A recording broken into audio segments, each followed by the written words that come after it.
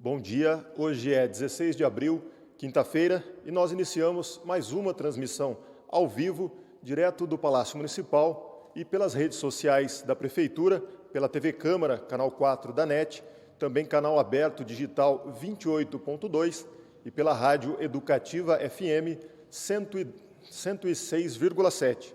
Quem começa essa exposição hoje é a gerente da Vigilância Epidemiológica, Andréa Negri, que vai fazer a atualização dos casos de corona em Rio Preto.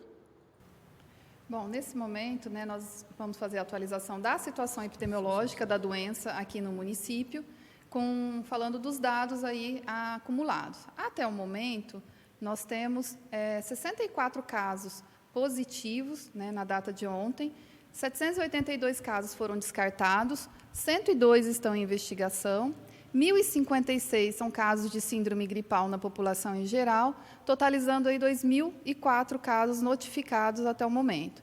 326 casos novos de ontem, do dia 14 para o dia 15. Em relação à síndrome gripal, esses 1.056 casos, que são quais pessoas? São as pessoas que procuram o serviço de saúde ou mesmo são atendidos pelo 0800 com sintomas leves e essas pessoas são notificadas. Elas apresentam febre, tosse, dor de garganta, coriza, então são sintomas relacionados a essa síndrome gripal que a gente chama e ela tem essa notificação. Totalizando aí esses 1.056 casos, sendo 54% no sexo feminino e 46% do sexo masculino. Como trata-se da população em geral, vocês podem observar que, por faixa etária, os menores de 60 anos são os que estão sendo mais acometidos e procurando aí os serviços de saúde. E aí a questão dos 60 e mais, ou mesmo 80 anos ou mais, embora num número menor, ele é extremamente significativo para a assistência para os serviços de saúde. Dos casos confirmados, os 66 casos, nesse momento nós temos aí reportados ou como cura ou liberados do isolamento 29 pessoas, então já tiveram a doença e podem circular dentro do distanciamento social, dentro do momento de quarentena que nós estamos. Nesse momento também, as pessoas que estão dentro dos 14 dias, que precisam ainda ficarem em isolamento realmente dentro de casa, não sair de forma alguma, são 23 pessoas. 7 permanecem internados, 3 foram óbitos e 2, apesar de ter passado os 14 dias, continuam sintomáticos, então a gente também orienta que continuem no isolamento domiciliar.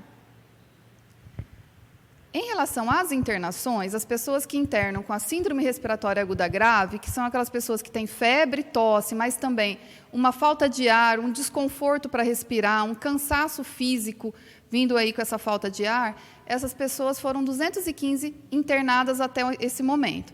Desses 215, 179 já tiveram alta hospitalar, passaram, ficaram internados e foram embora, e 36 estão internados na data do dia 15/4, sendo que 19 estão em UTI e 17 em enfermaria.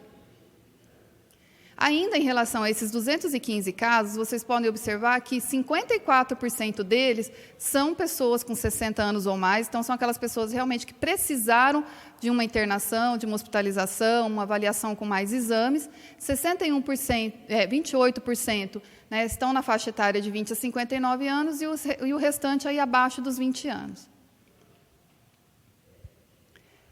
Dos casos de síndrome respiratória grave que foram confirmados com Covid, nós temos 26 casos, ou seja, representando 12% daqueles 215 que foram internados. E desses 26 casos, 18 ficaram em enfermaria e 8 precisaram ir para a UTI. E desses 8, 6 tiveram que fazer um suporte ventilatório com ventilação mecânica. Então, ele precisou aí de um suporte mais avançado. Ainda desses 26 casos de síndrome respiratória aguda grave, 19 já tiveram alta, 1 nesse momento permanece em enfermaria e 6 ainda permanecem em UTI. Vocês podem verificar a gravidade dos casos, Os pacientes eles entram na UTI, mas não saem aí em 1, 2, 3 dias. Realmente a estimativa do Ministério de 15 a 21 dias de permanência nesses leitos, ela tem se concretizado aí que a gente tem observado nos casos. E aí, nosso último slide, falando da atualização dos óbitos, não tivemos notificados de ontem para hoje, então foram 25 óbitos até o momento, 3 óbitos confirmados Covid, 21 descartados Covid e 1 permanece em investigação.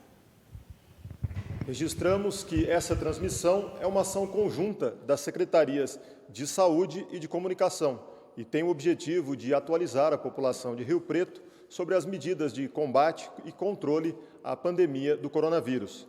Quem também participa da transmissão de hoje é o Procurador-Geral do município, Adilson Vedroni, que vai detalhar, na verdade, as informações a respeito do decreto que foi publicado hoje no Diário Oficial.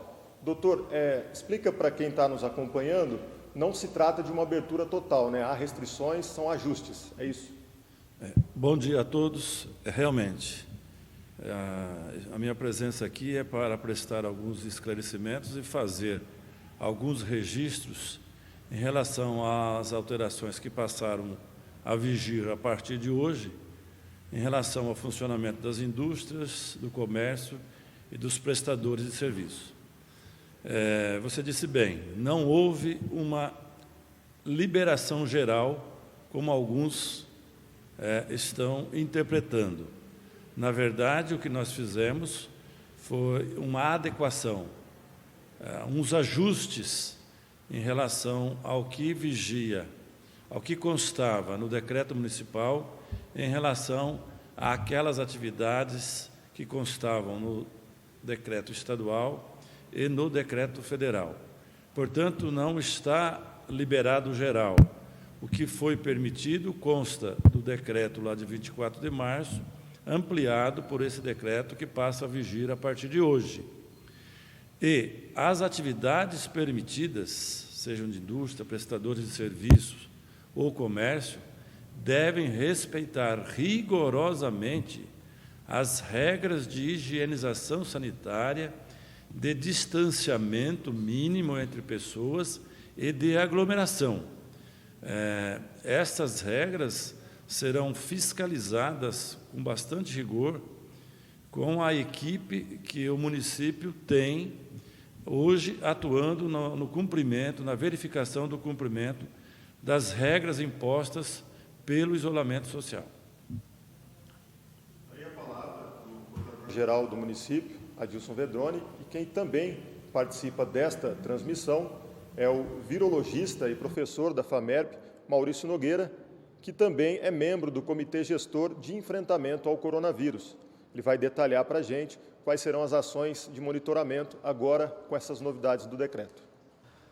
Bom dia a todos. Venho aqui hoje em nome do Comitê de Enfrentamento ao Coronavírus, colocar as posições desse comitê em relação ao que aconteceu nos últimos dias, e especialmente em relação ao decreto hoje lançado. O comitê gostaria de ressaltar que esse não é um decreto de abertura do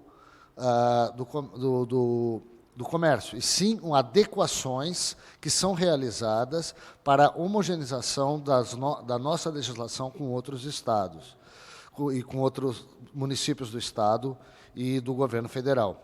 O comitê gostaria de lembrar que o isolamento social ele não é um objetivo em si, ele é um método para manter a curva de casos dentro do limite aceitável dentro do sistema de saúde. Nós temos que manter o número de casos dentro do que nós somos capazes. Hoje, existe uma subutilização da nossa capacidade hospitalar para o enfrentamento dessa crise. Esse ajuste do município ele vai ser monitorado muito fortemente pelo comitê. A partir de, utilizando ferramentas científicas e de vigilância, nós vamos acompanhar ainda mais o número de casos no município. A partir dos próximos dias, nós vamos aumentar o programa de vigilância e nós vamos testar ainda mais casos, e para ter uma avaliação muito melhor da nossa curva de casos.